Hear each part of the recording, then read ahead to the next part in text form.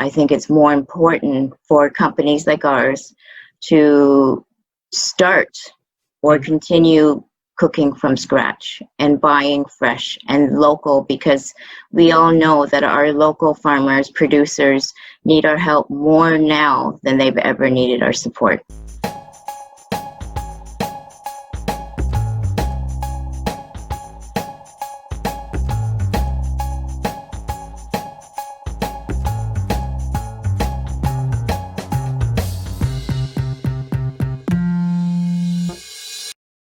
Do you think it's a time for small businesses, not as well-known businesses, or even generally food service contractors? Do you think that it's a time to rebrand, or do you think it's a time to double down on what you are good at? Robert, I'll give you the first. I think raison d'etre.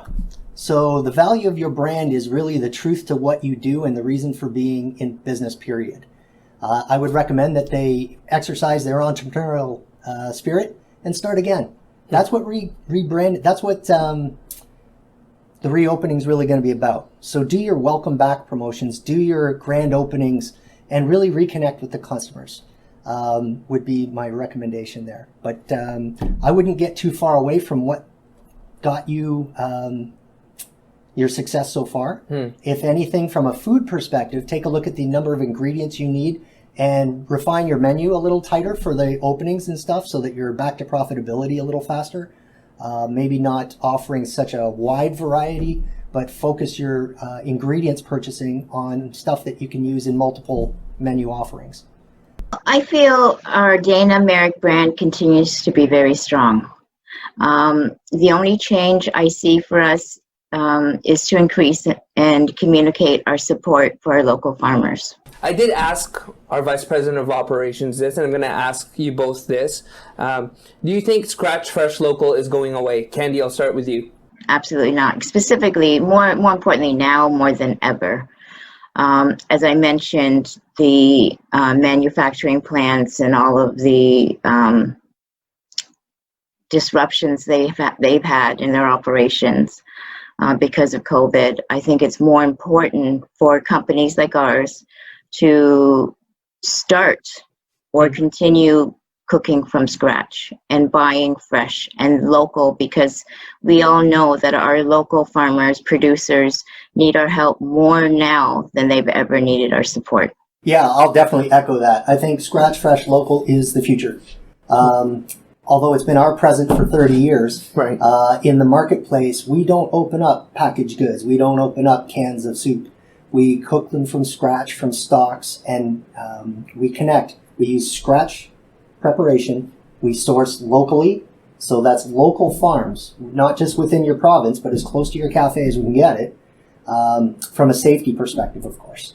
And then fresh ingredients, kind of like how your mom would cook at home. It's very homemade. It's very made from scratch, and people trust that because there's less preservatives, there's less additives, there's less ingredients they don't know how to pronounce. Right. And it's the trust that's going to overcome any fear factor. Got you. Dana has invested a lot in terms of personalization. For those of you who don't know what personalization means, it just means a non-top-down menu or a non-scaled menu. So Dana has invested a lot, which means that each menu from different clients we have is very different. It really is based on the cohort and the customers on each location that we serve. Do you think that that's going away, or do you think we'll see more restaurants and food businesses going back to like scaled menus are more or less the same in every location? Robert, I'll give you the first prediction. I think personalization and customization are very integral to what we do. We're going to take away the salad bar, of course, for now, because individual selection, you have to remove those touch points for safety concerns. But from a culinary perspective, customization is huge. Personalization is absolutely required because it differentiates you. We don't want everybody getting the same burger. Right. We want everybody to be able to customize. If they don't want the fries and they do want the salad, easy swap. No additional cost, that sort of fun stuff. We want to make sure that everyone gets to eat how they want to eat, because every single customer it's a one-to-one relationship that all of our culinary teams have with each of their guests. They smiling eyes and greeting people by name and stuff like that knowing who has which allergy, knowing who's on what diet. These are things that all matter. And that's all about customization. I think the options are going to change for sure. We're already seeing in the news that certain restaurants are condensing their menus, and some of it has to do with the fact that our food supply chain has decreased because of COVID. And going into phase 2 with open patios, etc., or even our locations opening, we may not be able to get the same food items that we were able to get pre-COVID. And I feel that consumers' taste or palates have changed as we see the increase in protein. The price increase of protein.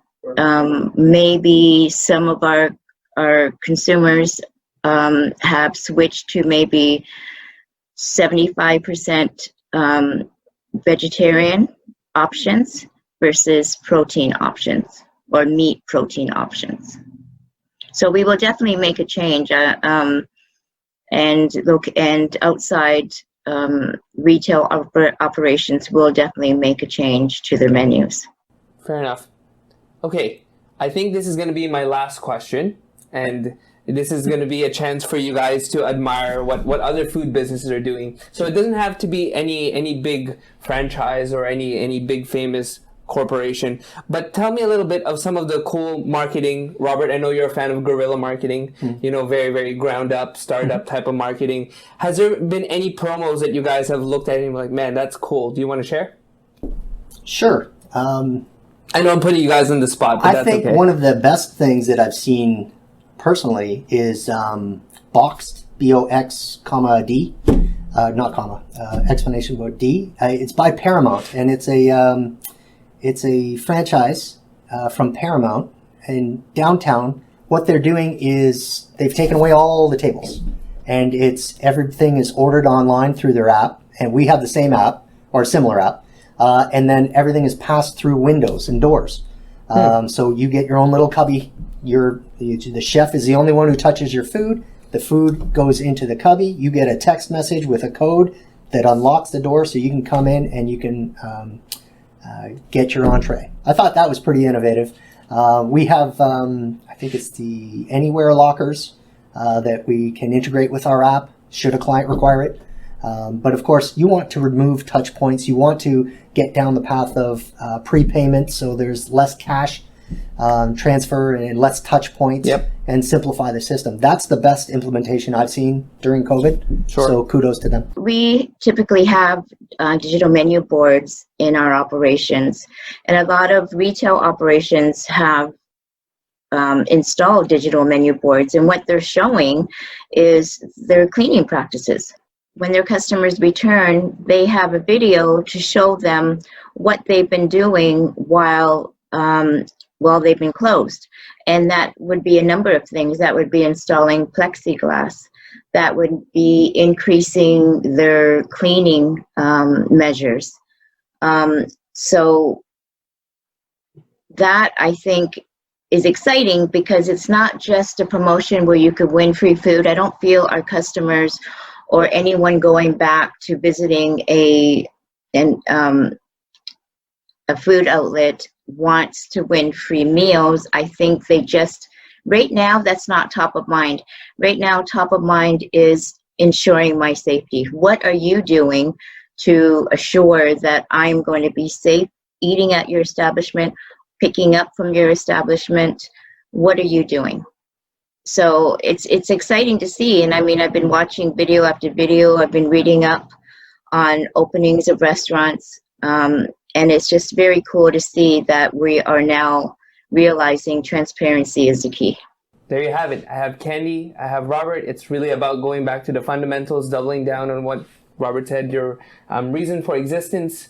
So happy marketing. If you want to check out a lot of our new initiatives, you can follow us at Dana Hospitality. You can check us out on LinkedIn, on Instagram, and of course, Facebook. So we'll see you on the next one. Cheers.